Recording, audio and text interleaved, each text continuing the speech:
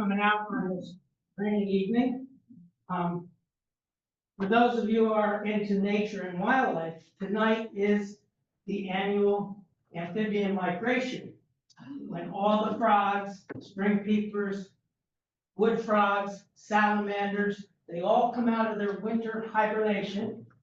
They migrate in the rain.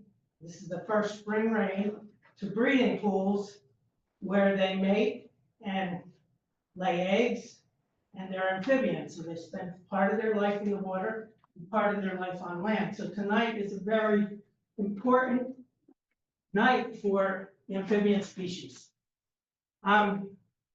So I met Jen at the Hanover Township Day, and I was telling her I grew up along the Whippany River.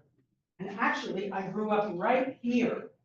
This used to be Whippany Farms, owned by Matilda Freelandheisen, and she owned all the land across Hanover Avenue. And now they put in 287 on her land, but she owned all the land up to the river. There's a big oxbow in Whippany, and that's where I grew up. That was my backyard. This was my backyard. This is where I explored nature and got to love nature, and caught little rabbits and let them go, and studied insects. So this is where it all began for me. And when 287 came through and tore it all up, I went berserk. I mean, but I won't go there. I'm just gonna tell you how I got here. So I met Jen, and I was telling her I grew up here, and she said, and I was telling her about my adventures here, and she said, "Oh, can I speak?" And I thought she wanted me to speak about my adventures and all the wild and crazy things we did along the Whippany River and in Whippany. But then I got the invitation, and I saw I'm supposed to be talking about Whippany River watershed and Troy Meadows. So that's what I'm going to speak about. And please forgive me because there's so much to say that I wrote it down, and I want to read from so I don't miss anything. So this presentation is about the Whippany River and Troy Meadows and some history and contemporary times of this area. So 75,000 years ago, and I know that's hard to conceive. What is 75,000 years? But 75,000 years ago, a gigantic sheet of ice called the Wisconsin Glacier covered northern North America. And 11,000 years ago, the ice began to melt, and it formed a massive lake referred to as Glacier Lake Passaic. And as the ancient Lake Passaic drained through the Passaic River, it formed a vast area of meadows and marshes, referred to as the Central Passaic Basin. And the marshes along the Central Passaic Basin are known as the Great Swamp, the Black Meadows, the Troy Meadows, the Hatfield Swamp, Little Peace Meadows, and Big Peace Meadows. And they're all in the Central Passaic Basin. So the Whippany River is within the Central Passaic Basin. So first I want to talk a little about the Whippany River, since this is the Whippany River Action Committee. So the Whippany River is a gentle meandering river. It begins as springs and ground runoff in Mendham and Randolph Township. It flows through Morris Township, Morristown, Whippany, Parsippany, and East Hanover. It feeds into Troy Meadows, which feeds into Hatfield Swamp. Then the Rockaway River, it feeds into the Rockaway River, and then the Passaic River, and then the Passaic River eventually goes to the North Bay and out to the Atlantic Ocean. And the watershed tributaries include Whatnam Brook, Black Brook, Stony Brook, which is also known as Malapartis Brook, Eastman's Brook, West Brook, Troy Brook, and Smith Ditch. And when I talk about Troy Meadows, I'm going to point out these tributaries to the Whippany River on the map. But just to give you a rundown of what they are, the Black Brook drains Madison, Florham Park, and Black Meadows, which is where the Morristown Jetport is, and merges with the Whippany River in Black Meadows above Troy Meadows, and that's on the south side of Route 10, on the far side of the golf driving range, is where that meets. And then the Watnong Brook drains the Watnong Mountain, and the Watnong Mountain is over by Greystone Park, and also you see that monstrosity of a cement thing on the side of the mountain. That's Watnong Mountain. You can see it from Route 10, Route 24. Stony Brook, or also known as Malapar's Brook, drains Lee Meadows in Hanover and Parsippany Township. And Lee Meadows used to be well, it's Matt Cali. It used to be Prudential office buildings, now it's Matt Cali. And recently they built the Wegmans there. And they mostly filled it all in. What's left is a pond there, and that's Lee Meadows. It used to be a pretty vast meadows. Eastman Brook drains Lake Parsippany, and that merges into Troy Brook. And then Troy Brook drains Mountain Lakes, Manor Lakes, Muir Lakes, Mazabrook Lake, and Forge Pond, and it flows through Troy Meadows where it merges at the Whippany River in Troy Meadows. Westbrook, and these people own Westbrook Farms along the Westbrook. Westbrook begins at 3 flooded open pit clay mines that are known as B Meadow. And B Meadow was where they mined the clay, and they were open pits. And then when they went out of business, I believe it was 1932, they flooded, and now they're ponds. And so Westbrook begins there. It goes through your property, goes through Troy Meadows, and joins up with Troy Brook. Smith Ditch drains East Hanover and Hanover, and Smith Ditch now serves as the municipal boundary line between East Hanover and Parsippany.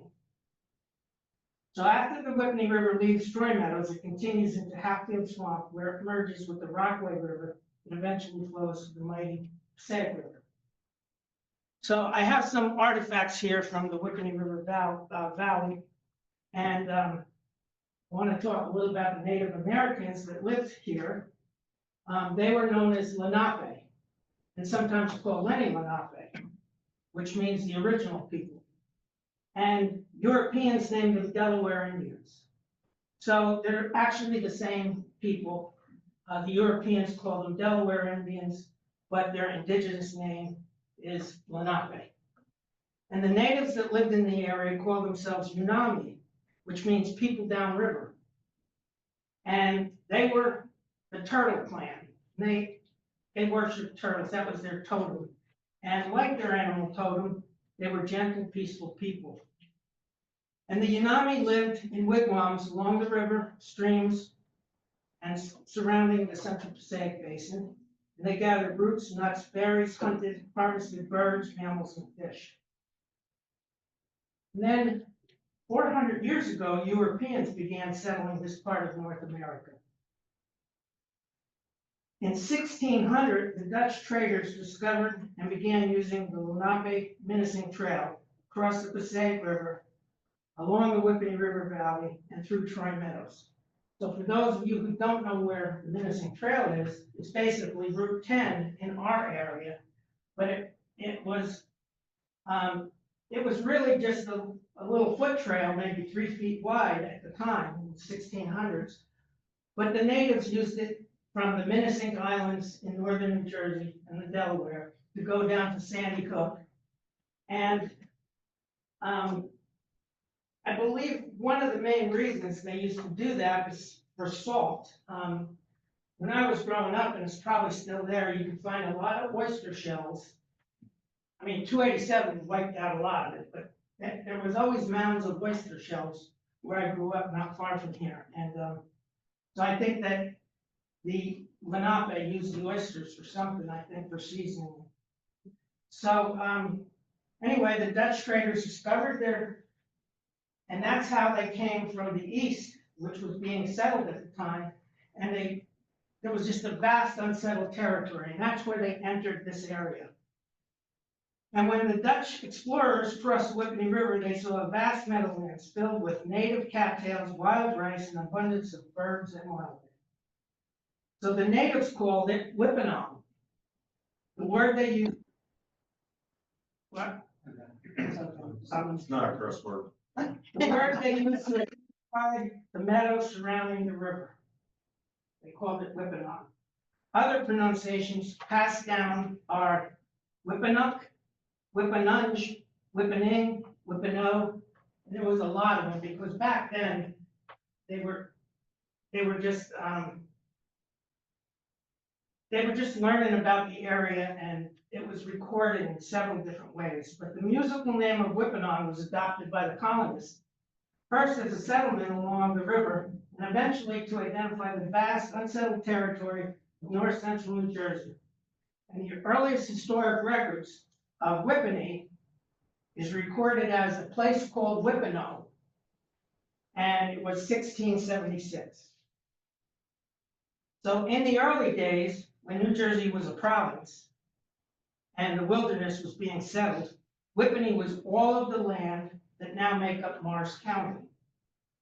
Whippany was actually established before the United States was conceived, before New Jersey became a state, and before Morris County was founded. So in 1720, Whippany was renamed Hanover under royal rule in honor of the British king, King George I of the House of Hanover in Germany. And over the past several hundred years during the settlement of America, Hanover is split into all 39 municipalities of Morris County. But originally it was all of Hanover, before that all of Whippany. And Whippany is now just a village in Hanover Township and a river that runs through it. So, glad Mike's here because he's the chairman of the Landmark Commission. And I just want to opine, my opinion here is I really wish Hanover would change its name back to the original American name of Whippany, because the name Hanover was to honor our original government that we fought a war to win our independence. And there are literally tens of thousands of Hanovers in the world, but there's only one Whippany. That's right here. So, I mean, there's in New Jersey, there's a Hanover, East Hanover, North Hanover, New Hanover. In the United States, there's 75 Hanovers. In the world, there's thousands and thousands of Hanovers. So, if you were listening to Len, you would have heard him say that Whippany basically had all of these unassigned lands. And I claim that Whippany was all of Morris, Warren, and Sussex County. Now, Lenny says, no, they were unassigned. And I'm saying, no, I'm claiming them. And so when I talk to people and I say, look at the history of the place, all of Whippany was Morris, Warren, and Sussex County, because there's nobody alive to contradict me. well, I contradict. Like I said, Because Whippany was defined at one point, and I'm going to get to that. But Whippany has the interpretation of the word Whippany means place of the arrowwood, or place where the arrow plant grows. A reference to the plant that the Lenape used to craft shafts for the arrows in their bows. The author of the book, this book, Along the Whippany, was published, I think, in the 60s, interpreted the arrowwood to be the native black willow tree. But that interpretation was not based on any historical documentation. I can't find anything that refers to Whippany as the willow. And I believe it was just a fanciful poetic sound rhyming with Whippany, Whippany willow. And the only time in all the history books they refer to Whippany as a willow is in this book.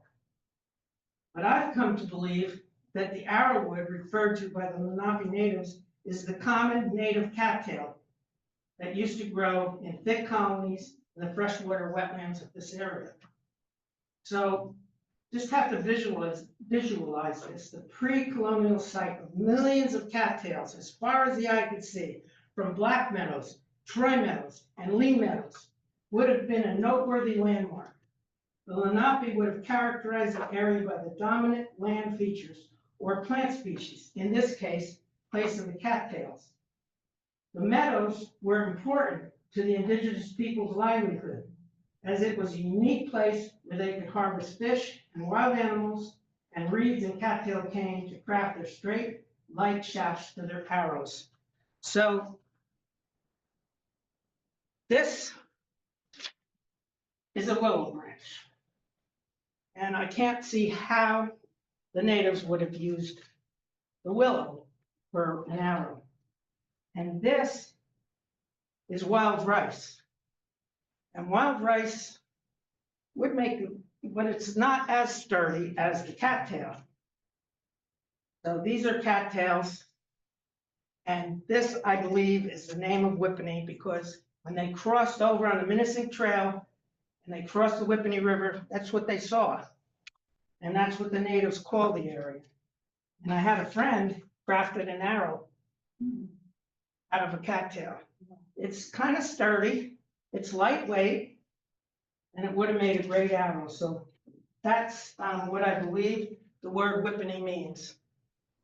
And now we've named the river, we have a village, it used to be a whole township. Okay. Has there been any movement or thought or introduction of changing the name in the town? No, there hasn't been. It's only your fantasy as far as. Yes, it is. Yes, it Great is. idea. I wish it would be, because you can Google it. There's so many handlers. And there's just this one Whippany. Whippany had a post office, the post office got flooded. Yeah. And they've erased it, and if you go to the post office now and say, I wanna send something new, and you name the zip code, they will tell you that that's Hanover. And so Lenny has been dealing with the congresswoman, who may become the next governor, to say you should not erase the word Whippany from the lexicon. And what we've done recently was we have branded the center of town. It is now Whippany Historic. It only took 10 years to get someone to agree that the area makes sense. And they wouldn't make it a historic district. So it's a neighborhood, something. We came up with some cutesy. Neighborhood, yes, we couldn't make it. Didn't want Is to that make it. the old post office area? Around there, yes. Yeah, that's included. There's a map of the whole Whippany. Yeah. So in 1685, Europeans settled along the Whippany River Valley.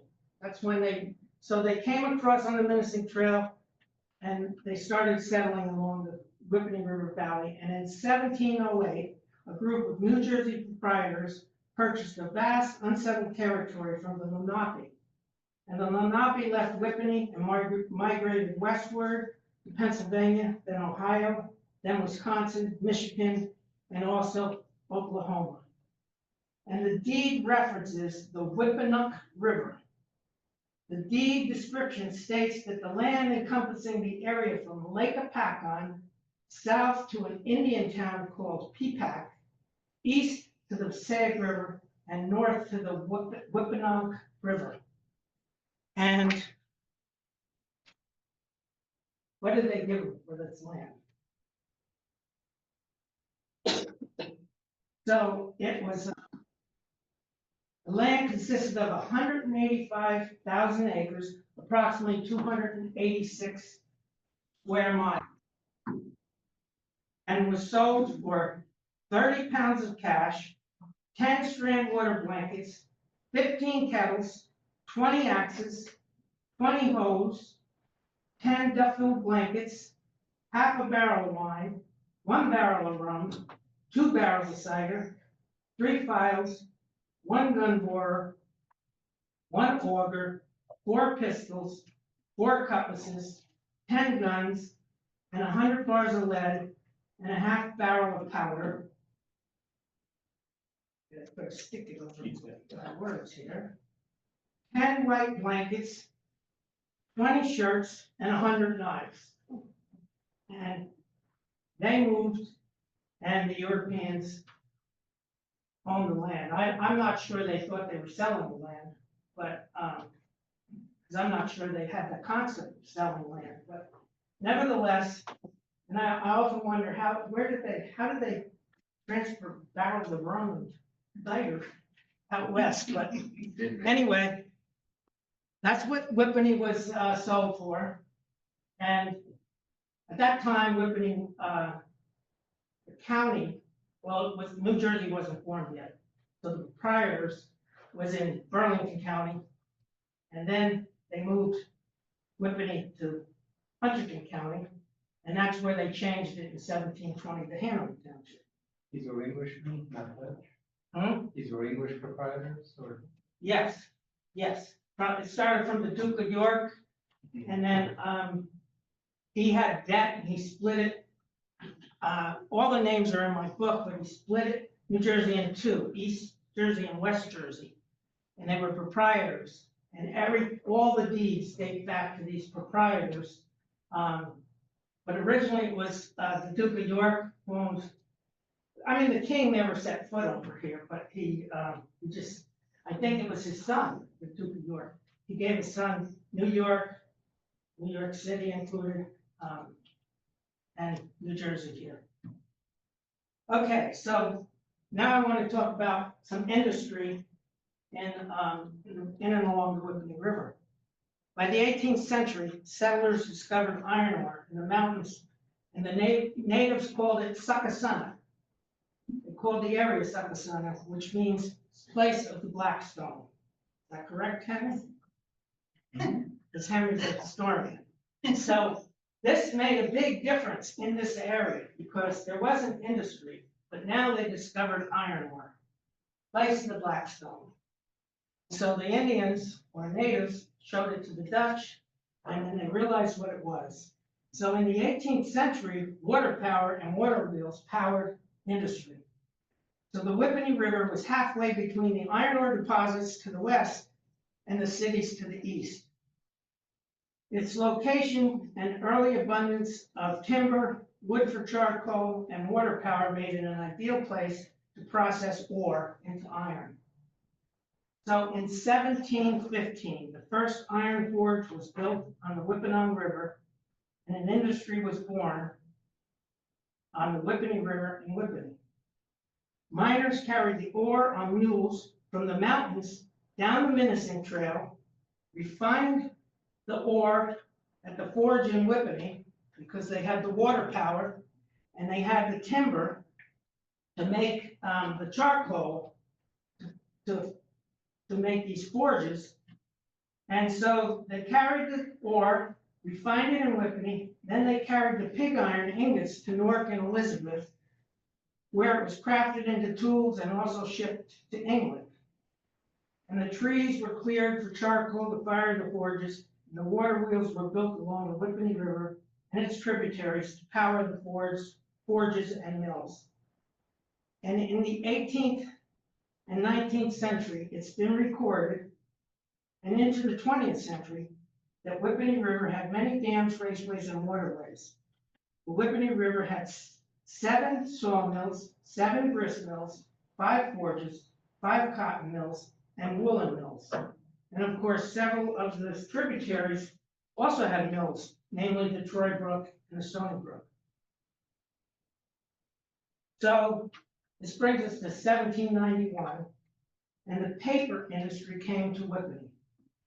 And Whippany had 4 paper mills that were built along the Whippany River and its tributaries. And Whippany became known as a mill town for 200 years. And when I was a boy, it was a mill town.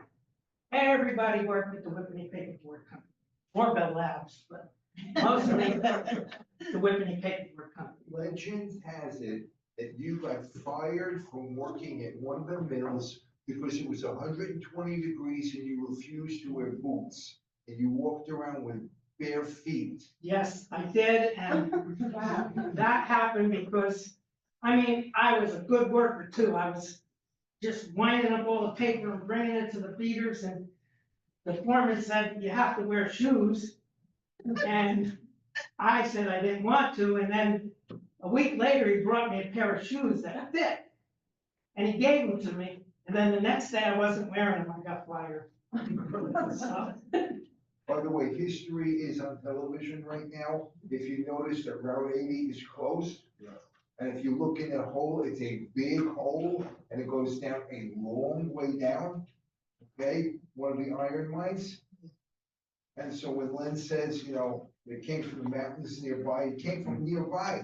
In Route 80 near the Rockaway Wall. If you go to a motor vehicle in, Route 10, there was an iron mine across the street from motor vehicle. The park nowadays, but it used to be. a Yeah, giant these were the iron- mines, they discovered it in Succothana, but it's in Rockaway, Mine Hill. Yeah, the mines were all over. But here we're talking about the Whippany, the mill town and the Whippany River, hosting these paper mills. And in 1980, the last three mills owned by the Whippany Paperboard Company, and that would be the Stony Brook Mill on Malaprost Brook, across from where the municipal building is, and the Eden Mill, which is still undeveloped in the center of town, and the Hanover Mill, which is at Whippany Road and Route 10, which is now an office park. They all closed. And that was the end of the mills along the Whippany River. So I guess I'll take a break here. I'm gonna talk about Troy Meadows next, and I have, but does anyone have anything to add or ask about what we covered so far? Yes, You mentioned the forges in, the Whippany. I assume that's by Speedwell Lake, or? no, the first forge was coming down the Menacing Trail. It was on the left at Whippany Road and Route 10. Okay. The site's still there. Me and Mike visited it. There's still a lot of slag, but there's no evidence of it ever being there, but there's a plaque there that says this is where it was. So you mentioned that they used to carry the stuff down to Newark and, that area. Did they use a river to transport? it, No, or- they used the Menacing Trail and mules, and then they would go there. Don't forget, this was all wilderness. So they would bring the ore, process it, bring it to the city, and then they would get provisions and whatever they needed, flour, sugar, whatever they, Well, and brought them back. And that's what they did. And the reason I bring up the iron is because that's the first industry in all of Morris County, before Morris County even existed. And it was, you have to understand, that was just unexplored, but it happened fast. Once they discovered the iron, people moved, you know, because they settled, you know, Manhattan, North, Elizabeth, that area, but now they came because there was a way to make a living.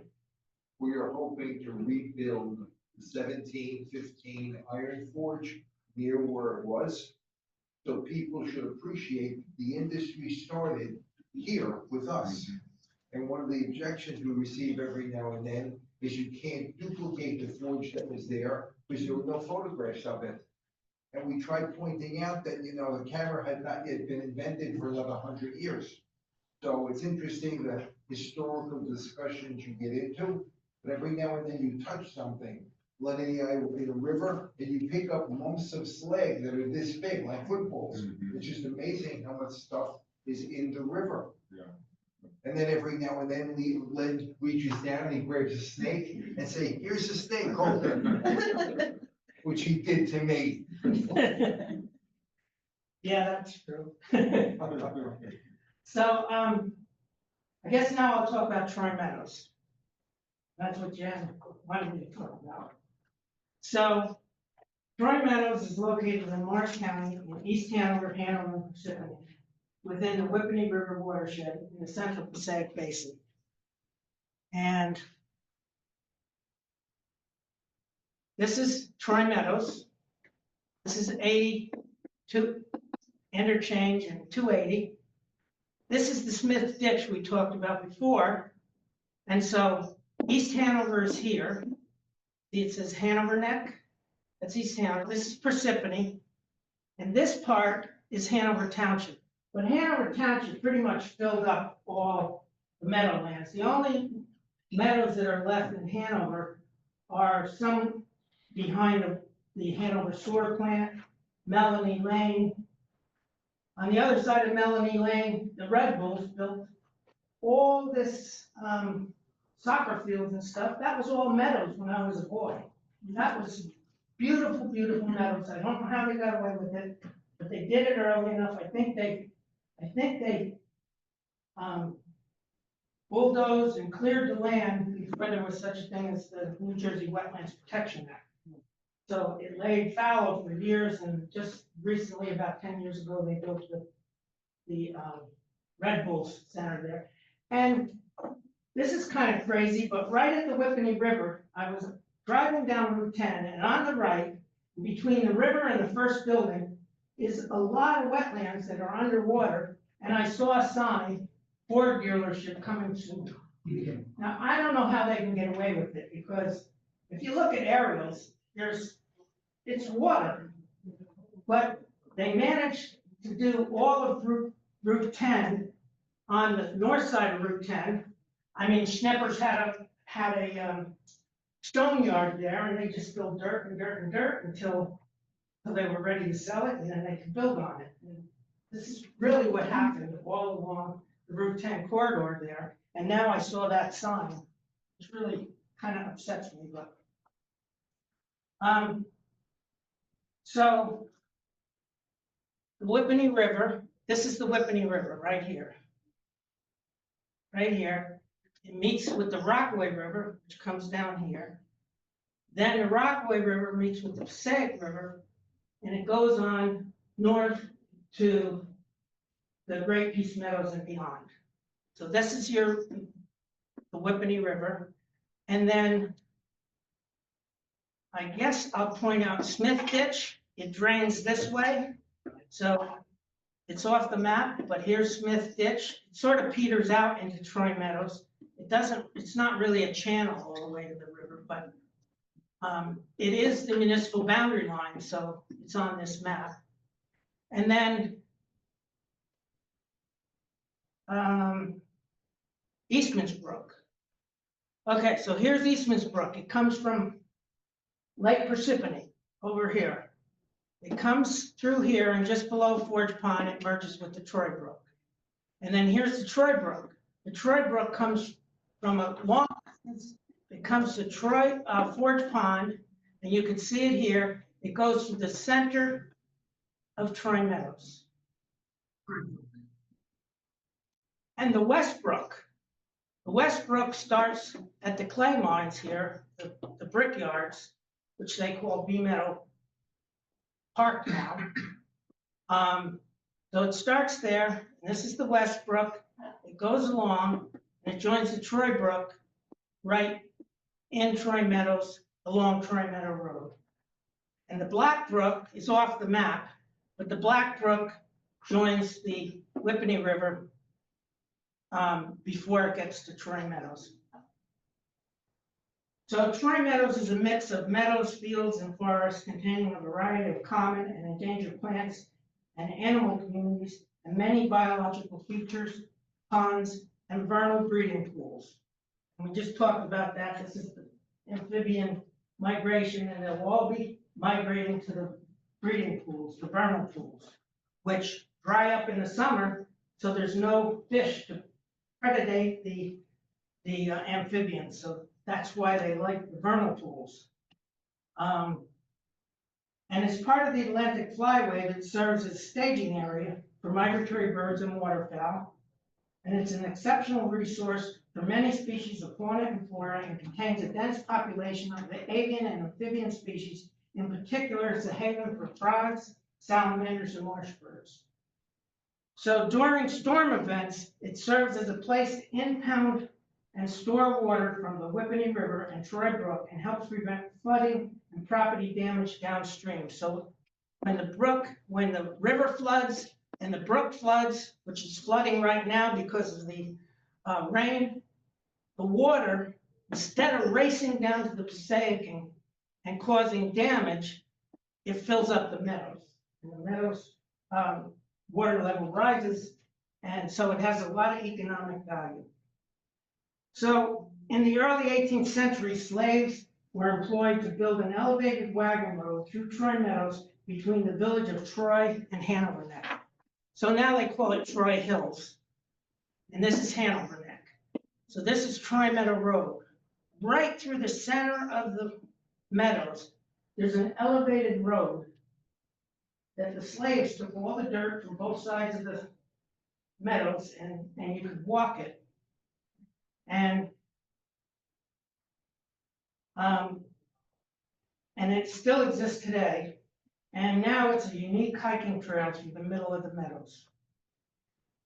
And during the 19th and early 20th century, the meandering waterways of Troy Brook and Whippany River were altered and straightened, and ditches were dug so that meadows could be farmed.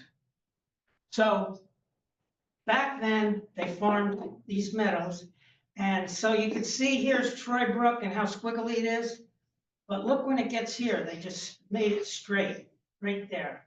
The Whippany River used to swing around and join over here at the Rockaway. They straightened it, straightened the Whippany River here. As a matter of fact, they straightened the Whippany River right over here when they built 280. They straightened the river to follow along the same route as 287. And then you see ditches, so they ditched. So there's ditches along the meadows. Here's the Landerman's ditch. This is the Scow ditch.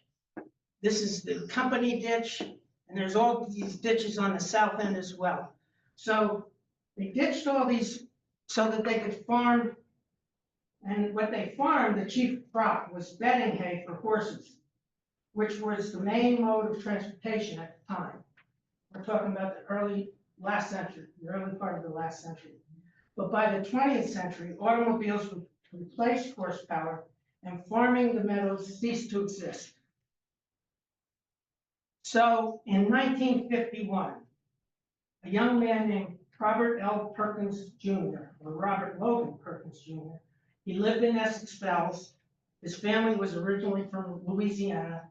He established and incorporated wildlife reserves as a private, nonprofit land preservation corporation dedicated to the protection of natural areas, open space, wildlife habitat for conservation, education, and research.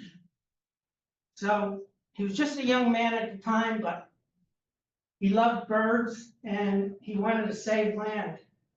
So in 1952, wildlife preserves began acquiring all the fallow meadowlands and farm lots in the Passaic River Basin, in the central Passaic River Basin, for land preservation and wildlife habitat.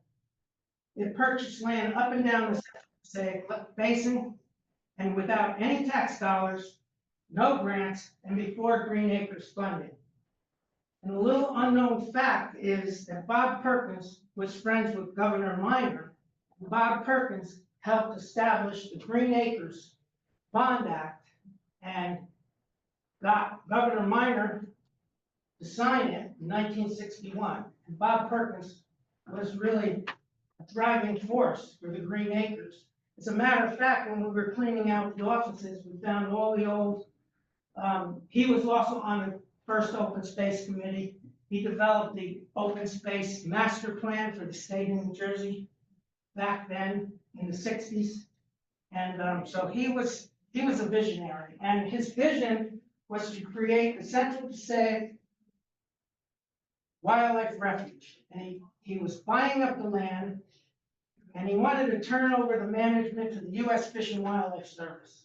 And he wanted to have the Central Passaic Wildlife Refuge, but that never came to fruition. And there was a ranger from the U.S. Fish and Wildlife Service for a time that was in Troy Meadows, but for some reason, they never could create it as a national wildlife refuge. And so wildlife just held the land, but I have letters that I found from the U.S. Fish and Wildlife Service that said Bob Perkins, he did what the U.S. Fish and Wildlife Service could not do. He went in here and literally bought hundreds and hundreds of farm lots in here and in Great Peace Meadows and in and the Great Swamp, and he was just buying up, and he consolidated it all. And nobody else could do it, but he did it. So Wildlife Preserve's land is now managed as a natural area wildlife sanctuary for protection of wild animals, plants, and their habitat. It's open to the public for passive recreational use such as hiking, biking, bird watching, photography, nature observation and study, with prohibitions against hunting, fishing, trapping, dumping, and off-trail motor vehicles.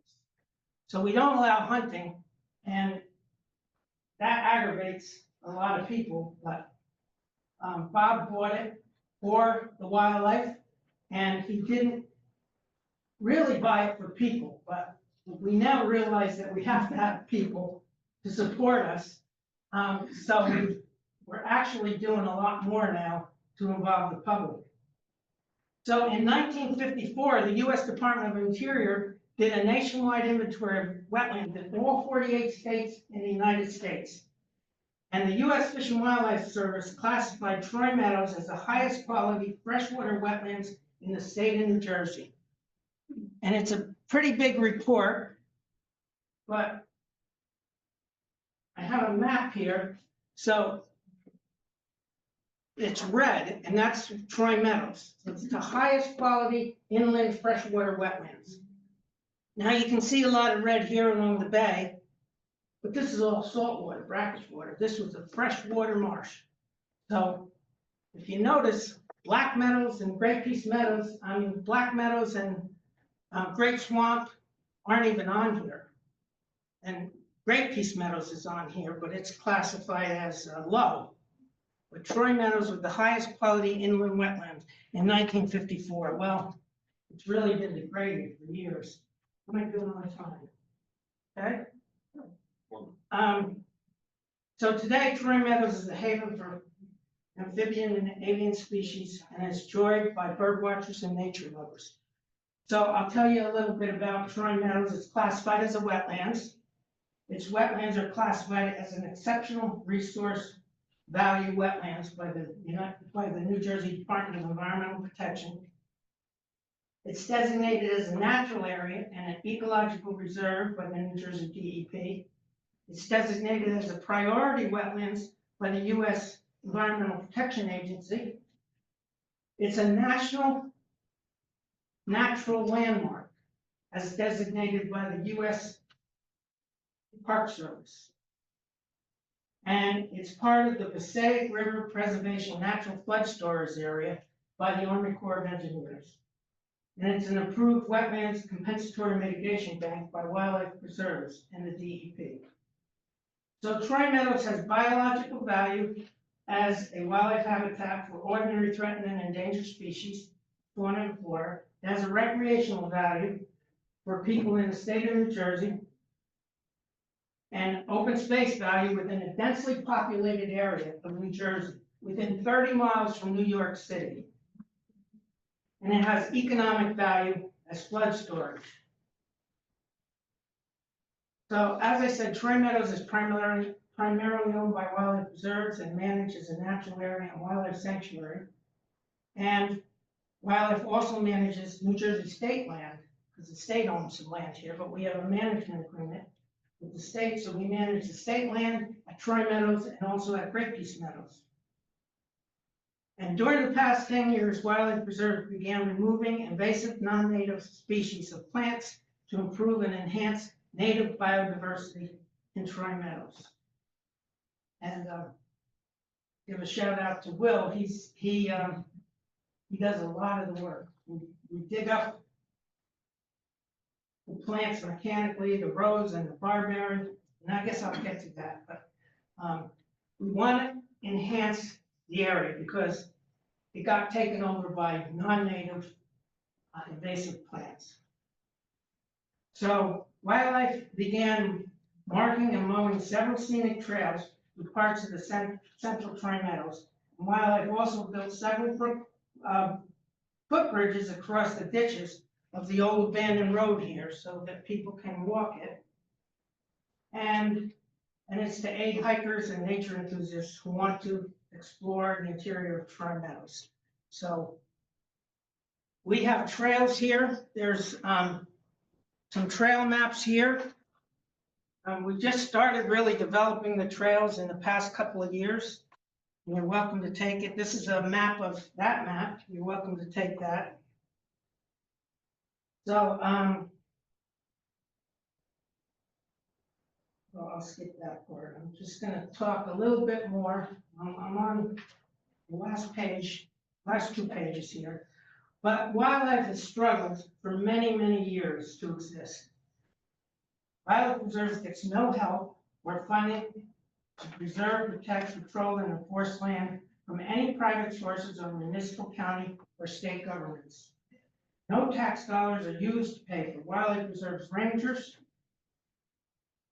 to post and patrol the land or create programs and amenities for the public now enjoys. Its land is natural, all its land and the nature programs it provides are self-funded by wildlife preserves. For too many years, wildlife preserves had no means of funding, except when land was condemned by state, county, municipal, and utility companies for building projects, or when it sold land to the county, state, or federal government, or other nonprofits, organizations for land preservation, parks, and flood storage. And so 80 interchange, 280 taken from wildlife preserves. The transfer station took some land from wildlife preserves. This is PSE&G put a power line. JCP&L put a power line. Right here is the Texas Eastern Algonquin pipeline. Just those are some lands that were condemned from wildlife preserves. So wildlife owned this land long before there was wetlands and flood protection, and before towns acknowledged the value of open space. And many towns viewed wildlife preserves as an impediment to progress. And some towns, including our town, foreclosed lots on wildlife preserves, and land was taken and condemned by government. And I just pointed out the land to build 80, 280, and 80 interchange, the 280 cloverleaf at New Road, because for too long there was only 2 entrances and exits, and now you can go in any direction. That was all on wildlife land. The Morris County Transfer Station, Texas Eastern Pipeline, Algonquin Pipeline, Parsippany Sewer, Parsippany Water, PSE&G, JCP&L, and wildlife also lost many parcels to tax foreclosures.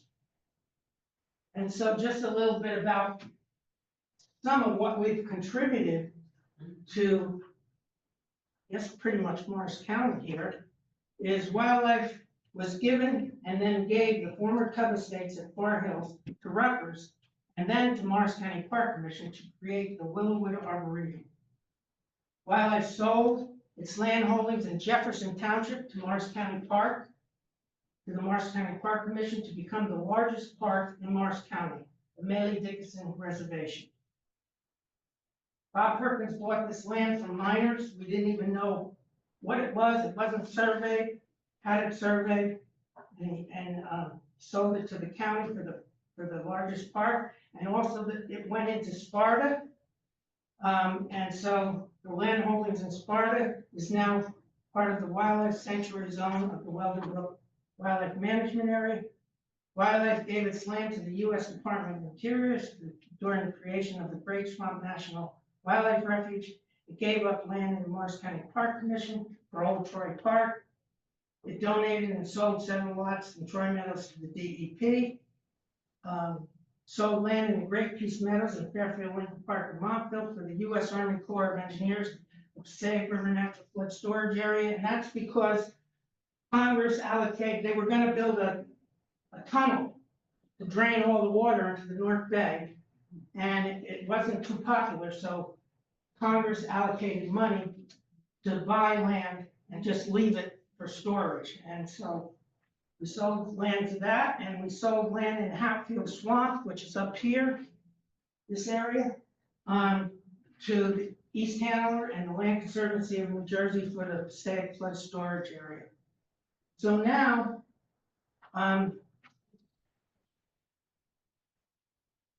just talk about one of the ways we fund ourselves now.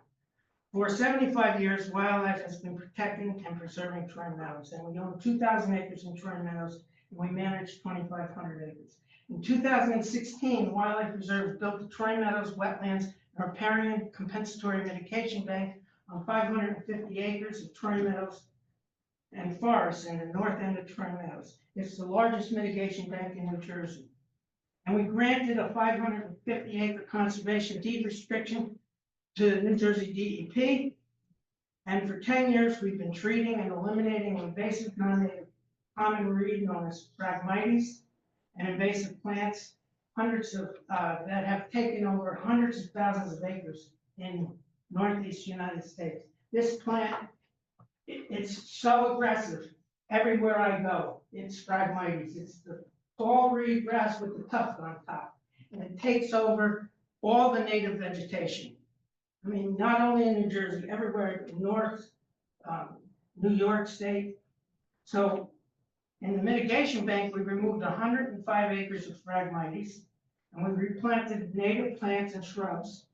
We also removed 141 acres of Japanese barberry and multiflora rose from the forest and fields and replanted that. Because the forest used to be so thick, you couldn't even walk through it. You get cut up with thorns. And we left it for so long, but there's so many other places that are just infested with it, but we're removing it. We built and we sponsored the Wetlands Riparian Mitigation Bank. And we're licensed by the state of New Jersey to sell wetlands and riparian credits to compensate for wetlands disturbances and loss in the Whippany, Rockaway, and Central Passaic watershed. And one more thing I want to say, and it's the threat to the Whippany River, its tributaries, and Troy Meadows.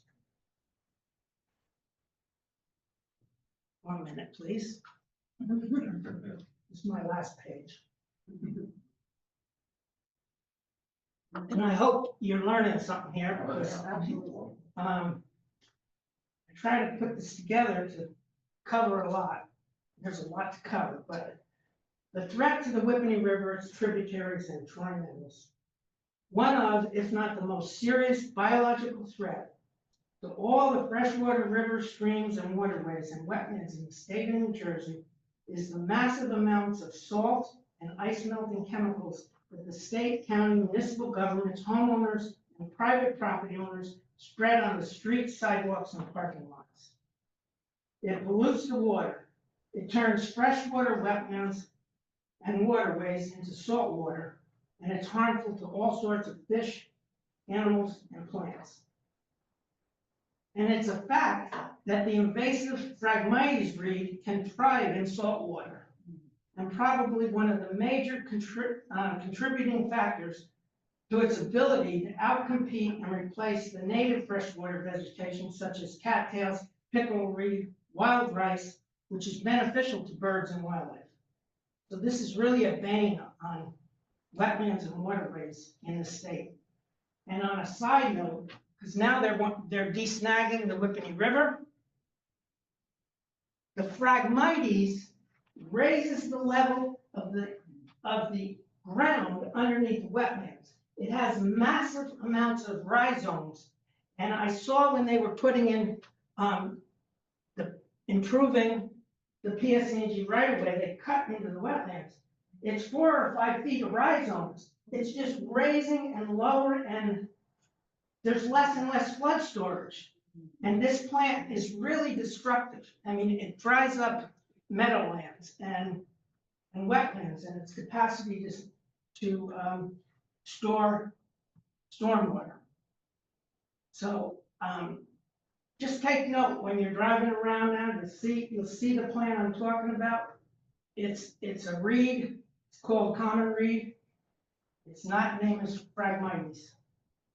And also building, destruction of habitat, treating lawns and parks with herbicides and pesticides, and also threats or actually poisons the water, wetlands, and waterways. And also mosquito control pesticides dumped into the water and sprayed in the airs also poisons the water and the wildlife, and especially like insectivore wildlife, such as birds and bats, and animals that eat them, the insects that are poisoned. So in closing, I just want to say, you can visit Troy Meadows anytime you want. Visitors are welcome. Enjoy Troy Meadows preserves, as long as our guests respect the plants, animals, and land. Trail maps are available. Tours can be arranged. Our most popular trailheads are right here, Troy Meadow Road. Right there, there's a parking area there. A lot of people like that. You go there on the morning, there's a lot of birders in there, especially during the migration. I mean, there's entrances all around. Another one is Patriots Path. It's not on this USGS map, but it's right here. And it goes to the Whippany River and along the river. And so the general public can Google Troy Meadows. You can visit our website, wildlifepreserves.org, or you can email info@wildlifepreserves.org, or rangers@wildlifepreserves.org, and that's rangers with an S, and wildlife preserves with an S. Or you can call us at 973-887-0096, and that concludes what I have to say. I also have some displays up here you can look at, some old postcards of the Whippany River. Yes, So you pointed out where the Whippany goes through the meadows, right? yes, On the map. yes. Can you kayak it? Well, it's maybe now after a storm, but it's pretty snagged up with Right. fallen Like trees, and they're clearing it right now. Yeah. But most kayakers go in at the Essex County Environmental Center, Right, which is in here, right. and they just go straight to the Passaic. Right. And the Passaic is deep enough. Yeah. But the Whippany, I've done it. But depending on, it really depends on the season Right. and if there's rain. Right now, you could probably do it. Just curious. We tried from speed limit, but we hit snags, Yeah, lots of it. Remember that?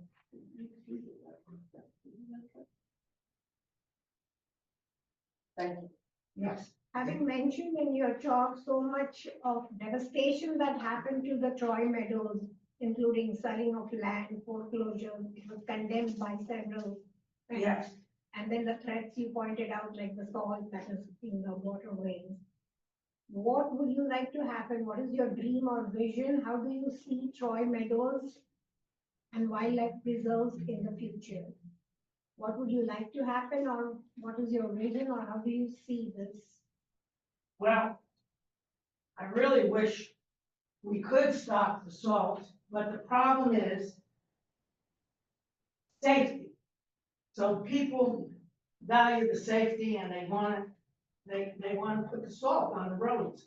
I don't know how we could stop it, and there's no way to desalt it. I mean, you could put detention basins and get grit, and you can get oil and gas and things out, but the salt just, it gets in the water, and there's really nothing we can do about it, So have you- except stop doing it. Right. And I know I've been traveling in places like Massachusetts, in the western part of Massachusetts. You go by and there says no salt area, and they don't spread salt. But here, and I told you how vast the watershed is. I mean, mountain lakes, Lake Parsippany, it's pretty, Madison, Florham Park. They're not gonna, I wish they would. When I was on the town committee, I got our DPW to put half grit and half salt. And so we cut it down, but it's still getting in the water. And it's really harmful. It really is. And like I said, in 1954, we're the highest quality inland wetlands in the state.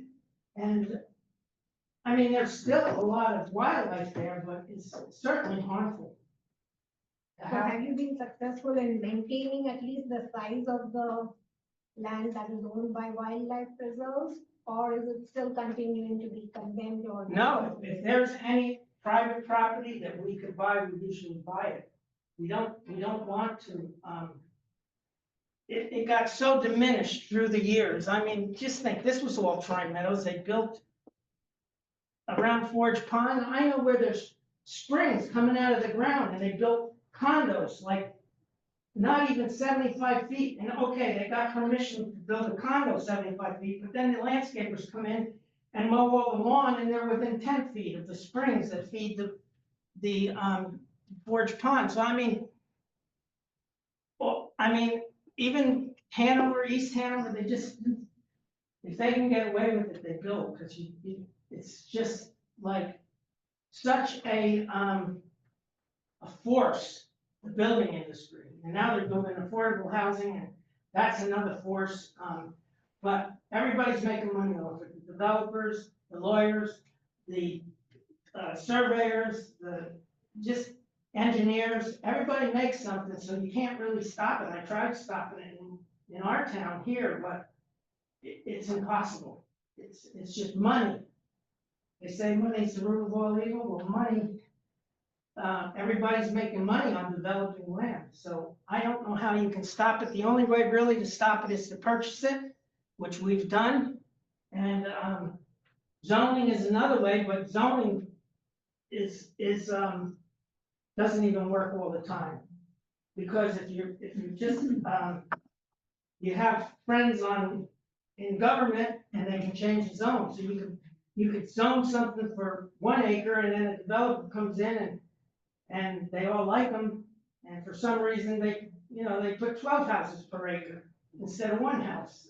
And But that's do what you think happens. that at least this land that is owned by wildlife preserves currently, right, in the Troy Meadows, is that safe for the future generations? Well, the only deed restriction we have on any of wildlife's land is the 500 acres, 550 acres we built the wetlands bank on. But we have a charter, and we're all about wildlife habitat. So you just have to trust the people that work there, the trustees, that this will never happen. But the land doesn't have conservation easements on it, except for that one spot of land that's in the north end. It's really right here, north of Troy Road. It goes out to here, where all the Phragmites is, which we've gotten rid of a lot of it.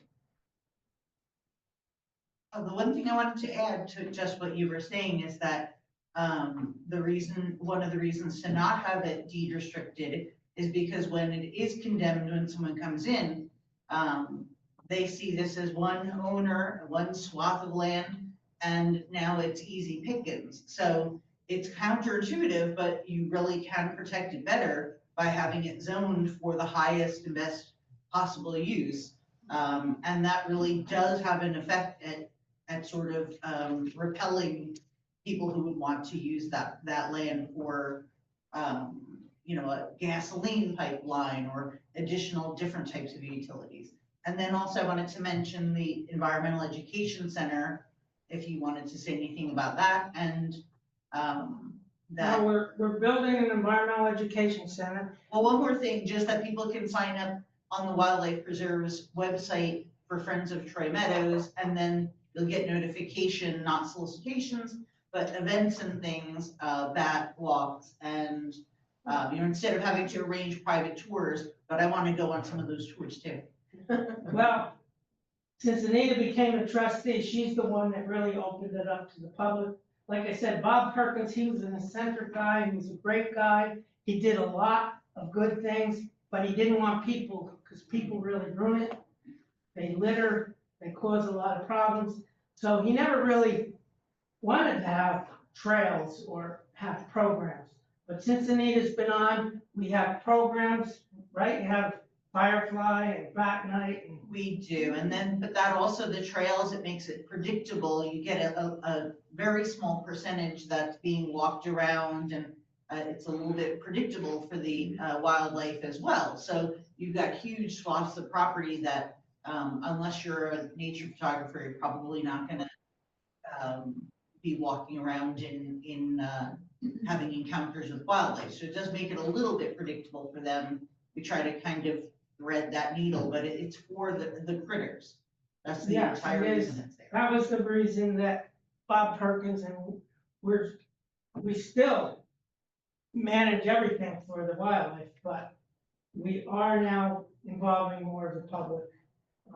And we have trails. And she mentioned the environmental ed center. This is the big bend at Beverwick Road. We submitted a site plan. We want to have an environmental education center, and that will help open up Troy Meadows. We have trails there, but we wanted, part of our mission is education. So if we have an environmental education center, I hope you all come. And it's been a dream. We've been working on it, since 2018. And it's taken this long, but January we filed our site plans. So it's gonna be, it's less than an acre of disturbance, because we don't want to disturb a lot of land. So it's less than an acre, but it'll be like a gateway to Troy Meadows. And it's on a footprint of previous Oh, development. yes, of course, there was a farm there, the Smith House, and we're mimicking what the farmhouse looked like. It was an old, we have the pictures of it. It was burnt down in 1976, and so we, the town condemned it after it burnt down and made us tear it down. We tore it down, and it's gonna look just like the old farmhouse. It's not gonna look like a brick and mortar environmental ed center. What town is that?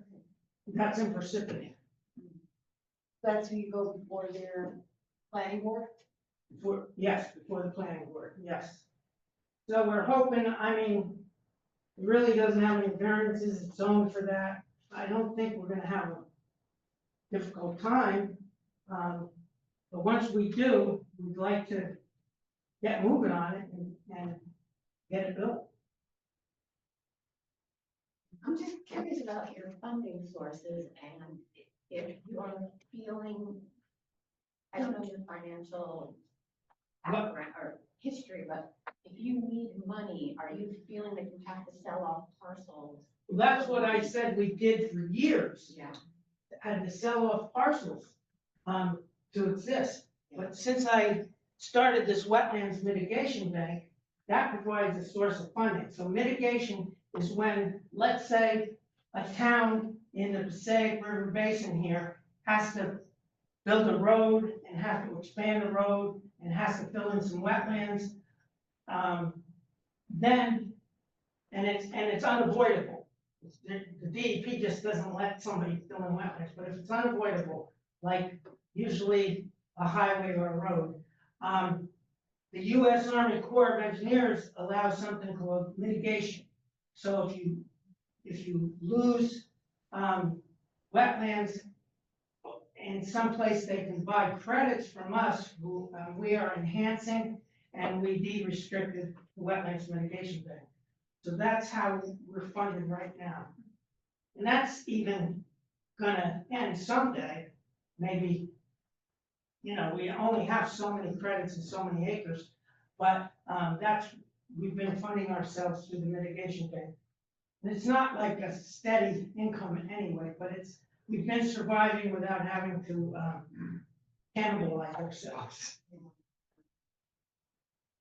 Would it be your mission to try to sell more of it than get it deed restricted, like you do with the parks, or not, or as open space? Well, Morris County, Open Space Trust Fund, Yeah, I sit So- on that committee, so. I've sat there too, but Parsippany and East Hanover offered us $6 million to buy Troy Meadows. Bob Perkins was still alive. They were gonna use the federal money, the flood storage area money. They were gonna use the open space trust fund. But Perkins kept saying, you're putting the cart before the horse, because you're not telling us what you're gonna do with it. And there's uplands in Troy Meadows. There could be ball fields and parking lots, and there's a lot of land. I mean, I'm not gonna point it all out, but we didn't want, they wouldn't tell us what they were gonna do with it, they wouldn't give us a management plan, and so we didn't sell it. And that's the problem, I mean, we're protecting it. Open space to a municipality is ball fields and parks, manicured lawns and park benches.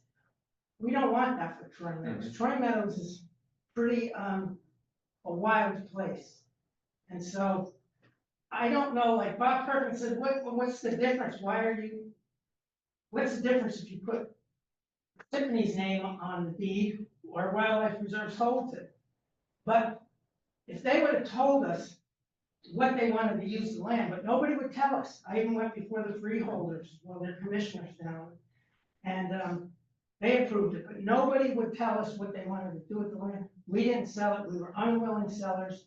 The freeholders at the time agreed that they wouldn't allow them to condemn the land, because I think they would have just condemned it. So, we still own the land. And getting to your point about the highest use prevents the condemnation by people, right? That's correct, yeah, and that's exactly what caused us to start more of an outreach and, drawing in the public, because it's a place that serious naturalists have known about for decades. In, I think it was 2015, around then, that the Pilgrim Pipeline was looking to put 170 something miles from Albany down to Linden. They wanted to go 1.5 miles through Troy Meadows wetlands with maybe 18-inch or something distribution pipes through the wetlands with zero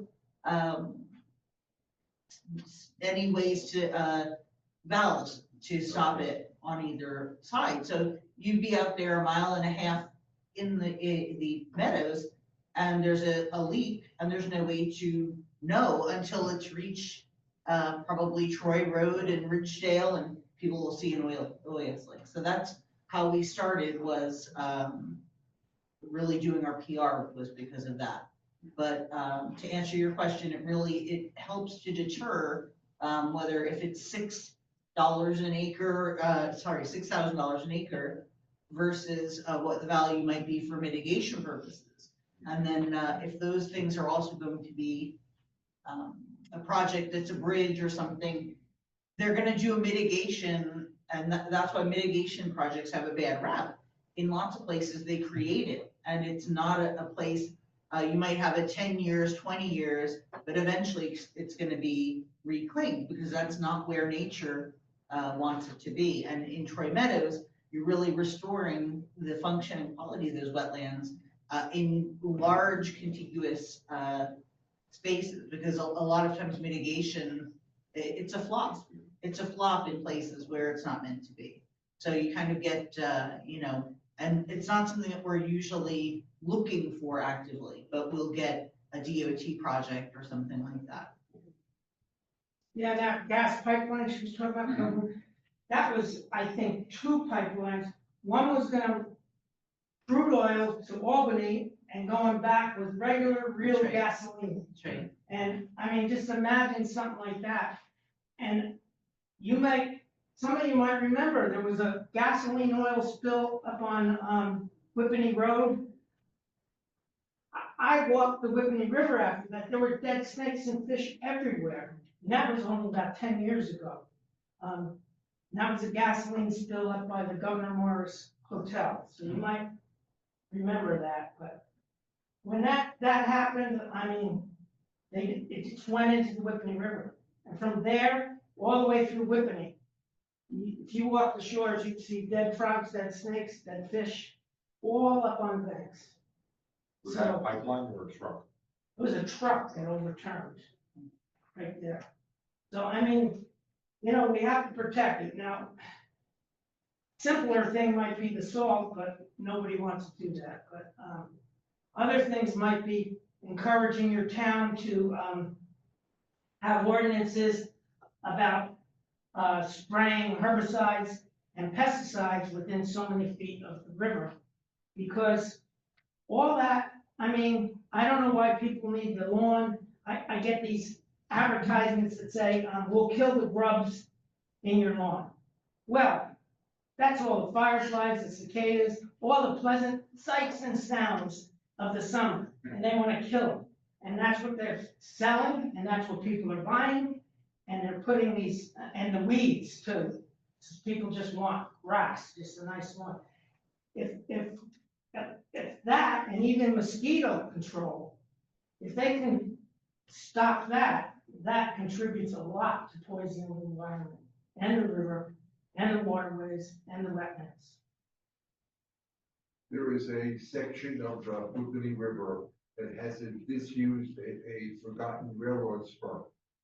And Lenny and I are interested in making that into a walking trail, because it's a railroad spur, you can walk on it. And so we got the idea, we were going to clean it. And so we chopped invasive species, right? We're doing a good deed. And it was, let's see, how many families did we?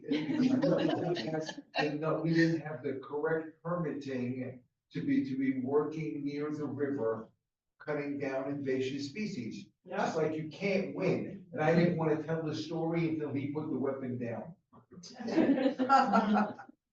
Well, we do have a permit to remove the invasive plants in Troy Meadows, but he's right, everything, you need a permit for everything from the DEP. And we did get in trouble, but we didn't go to jail, so. No. Really tell the story.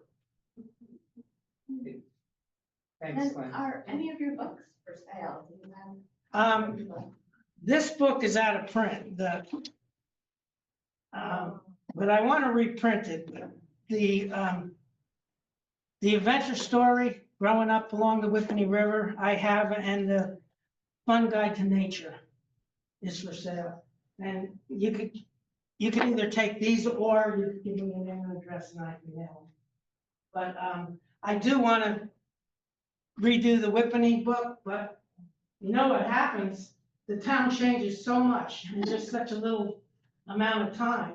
When I wrote that book, it was Bell Labs and Lucent. Now it's Bear, and now the town just did an ordinance that they're gonna put 400 housing units in there, affordable housing units. Well, I think 30 of them, well, a fifth of them will be affordable housing, but 400 units. So, I mean, the town just keeps changing, and it's hard to keep up with it. So, but I even talk about the willow tree in there, because that's what was passed down from this book, but now I realize it can't be true. So I do want to edit it, I just have to make the time, so there's just so much time in the life, so I hope I can do it. It's not available like electronically anywhere, I guess. No, it's available in the libraries, and I do have some black and white copies. These have 150 color pictures in it. So this one, That's the out of print one? yeah, this one's out of print. But there are some I have in my attic that are the black and white. But these, this one was the most popular one. It's been out of print for about a year. Every time I print them, 6 months goes by and I'm out of them already, so. Very fun. Thanks, Len. Okay, Any other questions or?